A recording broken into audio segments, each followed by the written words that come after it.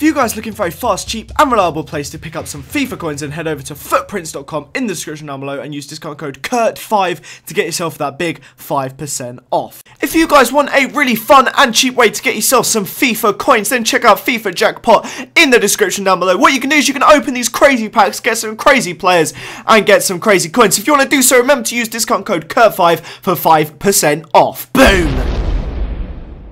What's up guys, Curtis here and welcome to a brand new video. This one is going to be a lot of fun. What I've done is I've taken the current FIFA 15 most consistent team of the season and I've taken a bunch of the players and I've looked how they have changed since FIFA 07. This series goes down so well on this channel, you guys seem to absolutely love it. So what we're doing is we're looking at the best players from back in FIFA 07, and there's also some slightly more recent ones because I did just want to include them. We're going to see what they're like. So if you guys could smash that like button, that would be absolutely amazing. If we could hit 600 likes this episode, that would be insane. If you guys would like to see me do it for future team of the seasons as well, I will most certainly do it. It may be easier because there's less bronzes and silvers who are like 20 years old that aren't on it, but let me know in the comments down below and maybe we will do it. So let's get stuck into our first player. So first up we have Demba Ba. Apparently he was down as a French player for some bizarre reason back in the day. He was down as a French guy. He played for, I think it was like Monchus or something like that in the French league, Liga 2, I think it was. This is FIFA 07. He had 66 pace, 61 dribbling, 62 shot, 42 defending, 51 passing, and 69 physical. Apparently, he was an inch taller. Same weak foot. Almost everyone has 3-star weak foot for some bizarre reason. You'll see almost all of these players have 3-star. Next up, we have Ryan Bertrand. His earliest card was FIFA 08. He was a 49 rated left back for Oldham Athletic, 61 pace, which is 15 less, way less dribbling, way less defending, way less physical. Every stat is way less. The only thing it's closest in, I think, is shooting. That is the closest difference. But once again, 3-star weak foot, and again he got an inch shorter over the last like 7 years, which is bizarre. Then we have Ken Orkin. I thought I'd include this guy because his team of the season is so good, but for some bizarre reason he actually had a FIFA 07 card. He was, of all the players, I expected him least to have one. His card was relatively similar. He was a left wing back. I think in an update halfway through the year as well he moved to a left mid, but the dude has no defending with 38. Pretty decent pace, dribbling and shooting, to be fair. Once again, 3-star weak foot, as they all do. Next up we have, is it Ezekiel Garay? I think Ezekiel is his first name. His card was abysmal. His defending was just 62.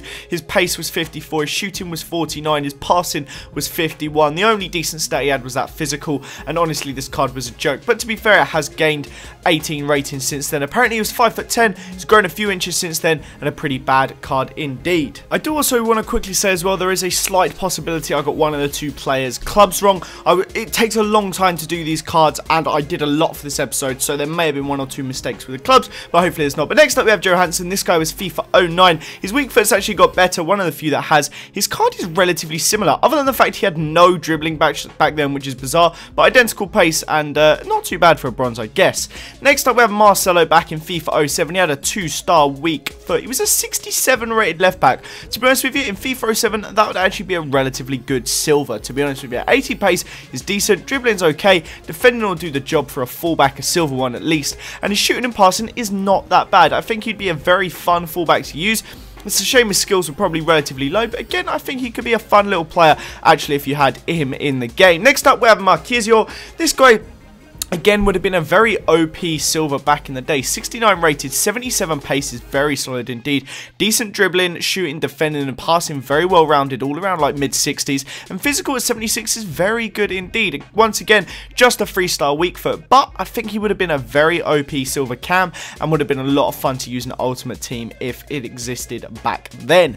Next up, we have Maya. Now this one, I kind of expected it to go the way it was, but actually that card would have been insane. 6'5" with 75 pace, 74 dribbling, 82 physical, 4-star weak foot cam. Now you're obviously going to move this guy to centre forward or striker because honestly his dribbling and pass isn't that good for a cam, but what a target man he would have been with that great weak foot height and physical.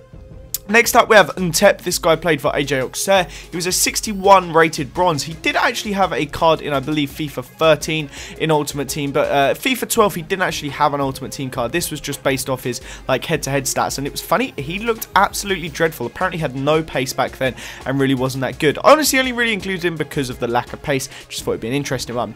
Next up, we have Smolnikov. This guy's first FIFA was FIFA 10, and again, I feel like it's really interesting to see the difference in his card. Now, his pace was basically non-existent with just 68. He was a 57 rated right mid, whereas he's now a 71 rated right back. I thought that was kind of interesting. Obviously, his defending has improved a ton. Other than that, his stats have remained relatively similar. And last but most certainly not least, we have Callum Wilson, whose first FIFA was FIFA 10. He was a Coventry City player back then, had 64 pace apparently compared to his 91 pace now. No physical, no defending, no dribbling, this card was a joke. Like, it is one of the worst bronze cards I've ever seen, and you would not use it compared to how good that card is now, with crazy pace, actually workable physical, and just a lot better in general. But I hope you guys did enjoy this video. Remember to smash that like button. If we could hit 600, that'd be amazing. Also, if you aren't already following me on Twitter, remember to click the link in the description down below, or put in twitter.com/CurtisMorton. Go follow me on Twitter. I hope you guys enjoyed this video, and I will see you next time. Bye!